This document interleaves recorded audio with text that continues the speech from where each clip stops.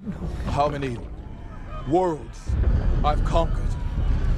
How many Avengers I've killed. And you think you can beat me? I am Kang!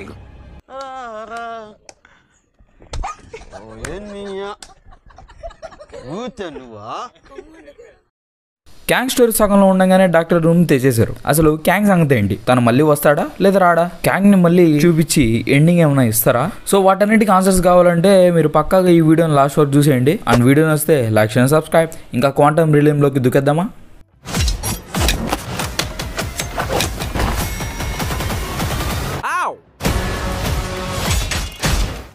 Kang story ఉండగా doctor డూమ్ని ఎందుకు తీసుకొని రావడం? అసలు Kang story complete అవ్వలేదు కదా, అలాంటిది ఇదంతా ఎందుకు జరుగుతుందో కన్ఫ్యూజ్ అయ్యే వాళ్ళ కోసం క్లారిటీ ఇస్తా. ఇన్ఫినిటీ సాగాకి మెయిన్ విలన్గా థానోస్ని అయితే తీసుకొచ్చారు.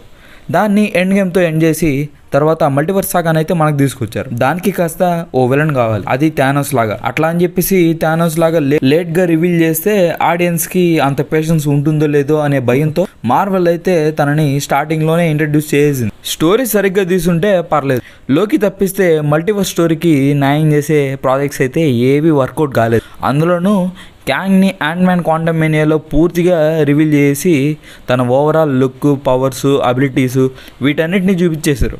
అండ్ క్లైమాక్స్లో అంత సింపుల్గా తనైతే పంపించేశారు. ఇదైతే మ్యాక్సిమం ఎవరికి నచ్చలేదు. అండ్ పోస్ట్ క్రెడిట్స్లో క్యాంగ్ కౌన్సిల్ని కూడా చూపించారు. క్యాంగ్ అంటే ఇదేనా అని ఒక చిన్న సింపుల్ ఇంప్రెషన్ అయితే అందరిలో పడిపోయింది. అందరికీ ఓ చిన్న చూపులాగా క్యాంగ్ అయిపోయాడు. ఇది మొదటి దెబ్బ. రెండోది, క్యాంగ్ యాక్ట్ చేసిన జోనథన్ మేజర్స్ అయితే ఆడవాళ్ళ విషయంలో వేలుపెట్టి కేసులో ఇరుక్కోవడం వల్ల మార్వెల్కి పెద్ద లాస్ అయ్యింది. మార్వెల్ తనని క్యాంగ్గా కంటిన్యూ చేయాలో వద్దో అని హోల్డ్ అయితే అప్పటికి పెట్టింది. ఆ కేసులో తను గిల్టీ కాకుంటే కంటిన్యూ చేయాలని, లేదు తన గిల్టీ అయితే క్యాంగ్గా తనని ఆపేయాలని చెప్పేసి ఇంకా అనుకునేశారు. అయితే మార్వెల్ యొక్క దరిద్రం బాలేక తనైతే గిల్టీగా అప్రూవ్ అయ్యి జైలుకి అయితే వెళ్ళడం జరిగింది. ఇంకా దాంతో ఏం చేసేది లేక మార్వెల్ క్యాంగ్ని అయితే ఆపేసింది.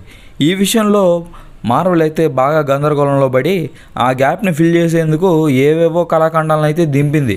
అది మొత్తం రివర్స్ కొట్టింది. ఇంకా ఒక్కటి మాత్రం మెచ్చుకోవాలి, అదే ఇలాంటి టైంలో క్యాంగ్ని ఎలా ఆపాలని చెప్పేసి తెలివిగా ఈ డిసిషన్ అయితే తీసుకున్నారు. అదే లోకి సీజన్ 2. ఇందులో లోకి మల్టీవర్స్ని బ్యాలెన్స్ చేస్తూ అన్ని టైమ్ లైన్స్ని ఎటువంటి ఇబ్బంది లేకుండా వాచ్ చేస్తూ ఉన్నాడు.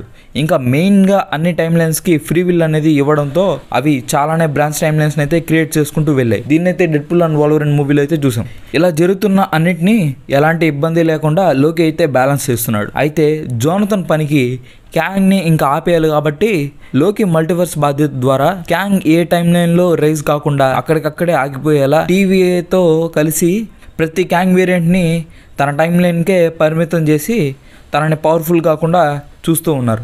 ఇంకా అలా జోనథన్ మేజర్స్ని అయితే తిరిగి తీసుకురాకుండా సింపుల్గా స్టోరీతో ఎలా ఎంజాయ్ చేశారు. ఇంకా అలానే దీనికి ఇంకో రీజన్ ఉంది. అదేంటంటే ఫ్యాన్స్ అందరూ ప్రతిదీ ఇన్ఫినిటీ సాగాలాగా అయితే ఎక్స్పెక్ట్ చేయడంతో ఈ ఫేజ్ 4లో మూవీస్కి కనెక్ట్ కాలేకపోయారు.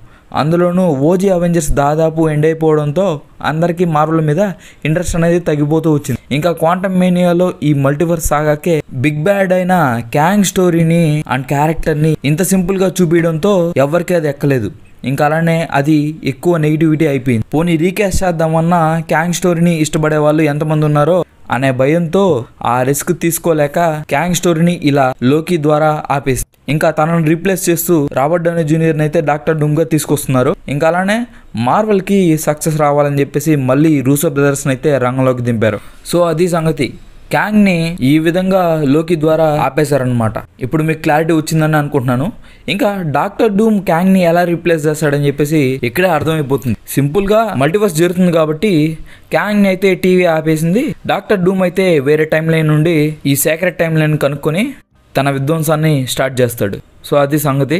ఇంకా డాక్టర్ డూమ్కి సంబంధించి నెక్స్ట్ వీడియోలో మాట్లాడుకుందాం. అందులో డాక్టర్ డూమ్ స్టోరీ ఏంటి, తను ఎలా ఇంత తక్కువ టైంలో ఈ మల్టీవర్స్ సాగాకి విలన్ కాబోతున్నాడు, ఇంకా అలానే ముఖ్యంగా డాక్టర్ డూమ్గా ఆ డిజైన్ని ఎందుకు తీసుకోవాల్సి వచ్చింది కూడా నేనైతే క్లారిటీ ఇస్తా.